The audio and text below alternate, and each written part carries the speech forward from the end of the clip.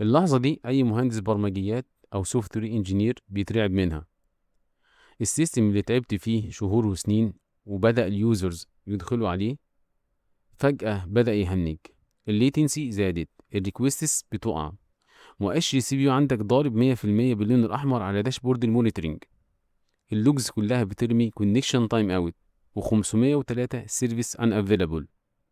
في اللحظة دي انت قدام أهم قرار كسوليوشن اركتكت. السيستم بتاعك محتاج يكبر سكيل، ولازم تختار السكة الصح. أهلا بيكم في كبسولة سيستم ديزاين. أنا مصطفى سليمان، والنهاردة احنا مش جايين نتكلم في كود، احنا جايين نهندس ازاي السيستم هيستحمل المليون يوزر الجايين. النهاردة الخناقة بين الفيرتيكال والهوريزونتال سكيلينج. امتى تشتري سيرفر أكبر وامتى تشتري سيرفرات كتير. تعالوا نبدأ بالسكة السهلة والبديهية واللي بيعملها أي حد مبتدئ، الفيرتيكال سكيلينج أو السكيل أب. الكونسبت هنا بسيط جدا. انت عندك ابلكيشن واحد على سيرفر واحد والسيرفر تعب. ايه الحل؟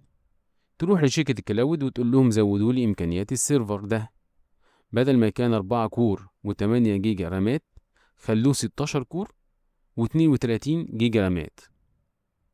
ايه المميزات؟ سهولة تامة، ايز اوف يوز. انت متغيرش سطر كود واحد، الكود اللي كان شغال على السيرفر الصغير هيشتغل على السيرفر الكبير. بساطة معمارية، مفيش لود بالانسر، مفيش distributed systems، مفيش وجع دماغ. بس ليه ده مصيدة لأي سيستم ناوي يكبر؟ أول حاجة الهاردوير ليميت. المذر بورد والرامات والبروسيسور ليهم سقف مستحيل تتخطاه. مفيش سيرفر في العالم راماته لا نهائية. التكلفة الانفجارية exponential cost. عشان تنقل السيرفر من 8 ل 16 جيجا ممكن تدفع الضعف، لكن عشان تنقله من 128 ل 256 جيجا رامات انت هتدفع ارقام فلكية. شركة الكلاود بتحاسبك على الهاي اند هاردوير باسعار مرعبة.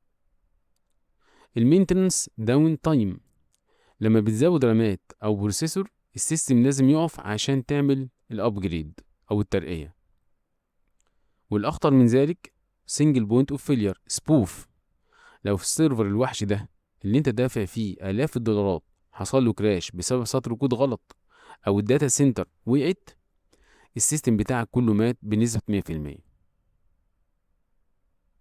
هنا بقى بيبدأ التفكير المعماري الحقيقي، الهوريزونتال سكيلينج أو السكيل أوت. بدل ما تجيب سيرفر واحد خارق انت بتجيب سيرفرات صغيرة ورخيصة بس كتير جدا وشغالين جنب بعض، وفي النص بتحط لود بالانسر يوزع الطلبات عليهم. ايه المميزات للسكة دي؟ أول حاجة توسع لا نهائي infinite scale. السيستم محتاج يستحمل ضغط زيادة، ضيف سيرفر رابع وخامس وعاشر و100، مفيش سقف بيوقفك. شركة الكلاود بتقدم لك ميزة اسمها اوتو سكيلينج. أول ما الترافيك يزيد السيرفرات بتزيد لوحدها. الاعتمادية العالية full tolerance and high availability. دي أهم ميزة. لو سيرفر رقم 2 حصل له كراش أو المذر بورد بتاعته اتحرقت ولا يهمك، اللود بالانسر بيحس بده فورا وبيحول الطلبات على باقي السيرفرات. السيستم ما بيموتش ابدا. المرونة وتوفير الفلوس كوست الاستيسيتي. لو الترافيك هدي بالليل تقدر تشيل نص السيرفرات دي وتوفر فلوسها. بس استنى، الميزة دي ليها تمن غالي جدا، تمن الاركتكت. عشان تشغل السيرفرات دي جنب بعض انت محتاج تعمل هندسة كاملة للابليكيشن بتاعك. الابليكيشن لازم يبقى ستيتلس، ما بيحفظش سيشن جواه. محتاج تبني ابلكيشن ان تير اركتكشر بريديس او سنترلايزد داتابيز عشان تدير الستيت. تعالوا نشرح الحته دي عشان هي دي اللي بيقع فيها الجينيورز. كم مره كنت على موقع وبتعمل اوردر وفجاه طلع لك ايرور وحسيت ان السيستم وقع، بس لما عملت ريفريش الموقع رجع بس الاوردر بتاعك ما بقاش موجود في الكارت؟ ده حصل ليه؟ لان الكارت كانت محفوظه في الميموري بتاعه السيرفر in memory session اللي حصل له كراش. اللود بالانسر لما حولك على سيرفر تاني، السيرفر التاني ما يعرفش حاجة عن اوردرك. عشان كده في الهوريزونتال سكيلينج احنا ممنوع نحفظ اي حاجة في الميموري بتاعة السيرفر. طب ايه الحل؟ اولا الستيكي سيشنز، بس ده حل نص كم، انك تجبر اللود بالانسر يخلي اليوزر يكلم نفس السيرفر دايما. ده مشاكله كتير لو السيرفر وقع. 2 الحل المعماري، اننا نحط centralized state store زي الريدس.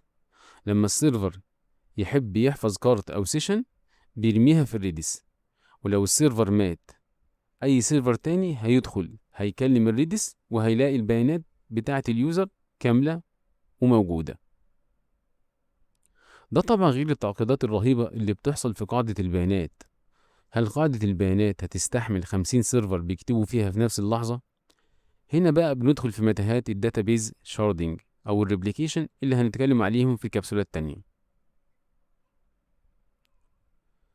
الخلاصة الهندسية للنهاردة، قرار السكيلينج في الشركات الكبيرة عمره ما كان أبيض وأسود، وهو دايما تريد أوفس.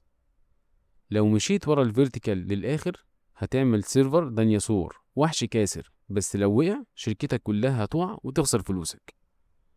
ولو مشيت ورا الهوريزونتال بتطرف وجبت 1000 سيرفر صغيرين جدا وإمكانياتهم تعبانة، نظام التشغيل والشبكة هياكلوا الموارد دي، وهتلاقي السيرفرات بتضيع وقتها في إنها تكلم بعض وتعمل زحمة مهولة في النتورك بدل ما تخدم اليوزر. عشان كده الاركتكتس الأذكياء بيلعبوها بخطة الهايبريد ابروتش.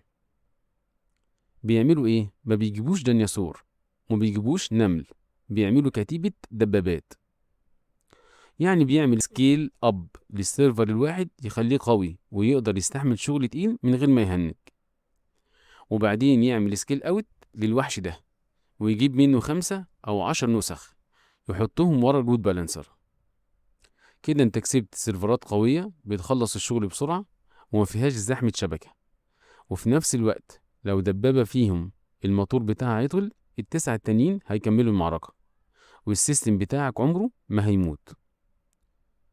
دي كانت كبسولة النهاردة. لو عجبتك الحلقة ما تنساش تعمل لايك وشير وسيب لي في الكومنتات هل واجهتك المشكلة دي قبل كده في شركتك وازاي حليتوها. أشوفكم في كبسولة سيستم ديزاين جديدة. السلام عليكم ورحمة الله وبركاته.